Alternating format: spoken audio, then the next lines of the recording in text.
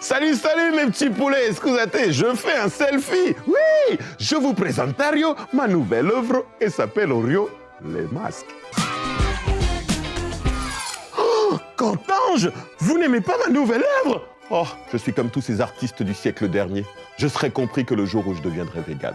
Ouais, bon, pas tout de suite. En tout cas, moi, je préfère le voir exposé là que le voir jeté par terre.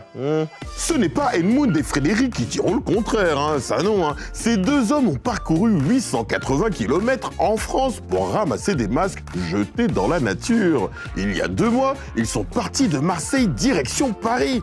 Une fois arrivés à destination, ils se sont associés avec un artiste pour exposer ces masques sous verre dans les rues de la capitale française.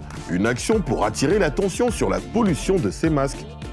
En tout cas, moi, j'en connais qui ne seront jamais une pollution intellectuelle. Ce sont nos 3 mots du jour. Ils sont là. 3 mots pour une actu plus propre que propre. C'est-à-dire que plus propre que propre. Hein. Et une femme est en Champions League, une femme est en Champions League.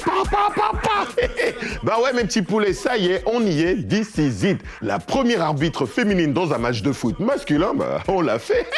Et ça s'est pas passé pendant un match de provincial ou de 12e ligue. Hein. Non, non, non. 27 ans après sa création en 1993, un match de Champions League a enfin été sifflé par une femme. Et cet arbitre, c'est Stéphanie Frappart. Cette Française avait déjà arbitré des matchs masculins dans le championnat de France et même la finale de la Super Coupe d'Europe cet été. Et pour le match d'hier entre la Juventus de Turin de Cristiano Ronaldo et le Dynamo Kiev, Stéphanie a assuré. On retiendra Stéphanie Frappart, notre personnalité du jour. Alors,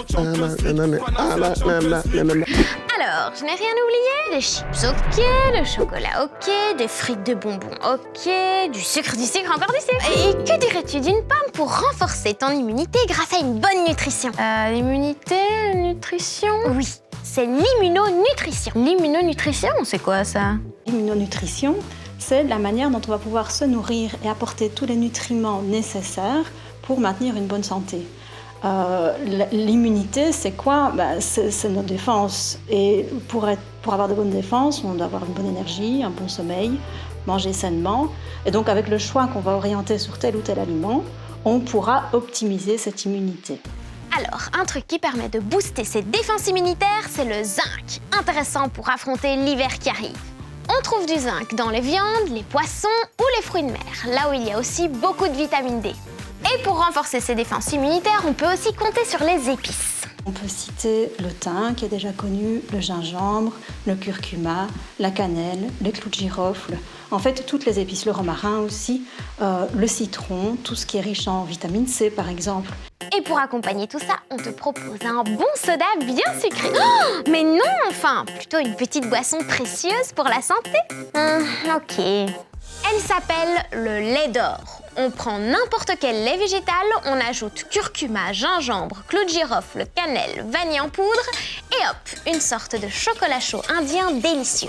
Santé les amis!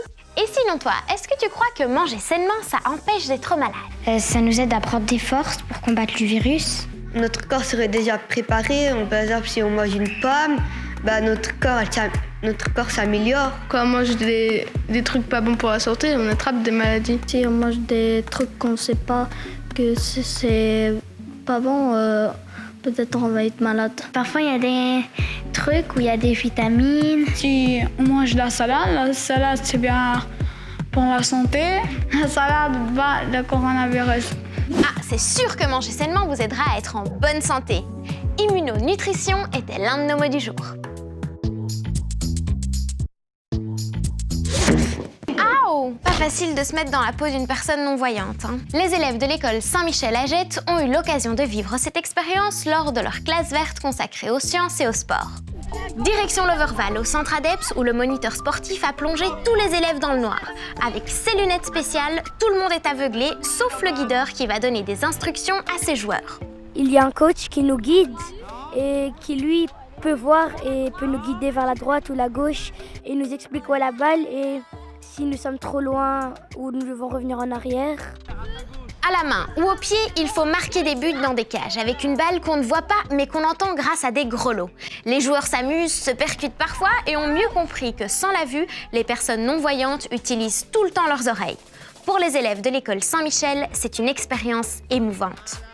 Ça explique un peu comment la vie des malvoyants est, et aussi c'est pas parce qu'on est malvoyant qu'on ne peut pas forcément faire du sport, parce que le sport c'est ouvert à tout le monde. C'est très dur, alors que nous pendant 5 minutes on est troublés, et les malvoyants ils sont comme ça toute leur vie, et c'est vraiment courageux de leur part.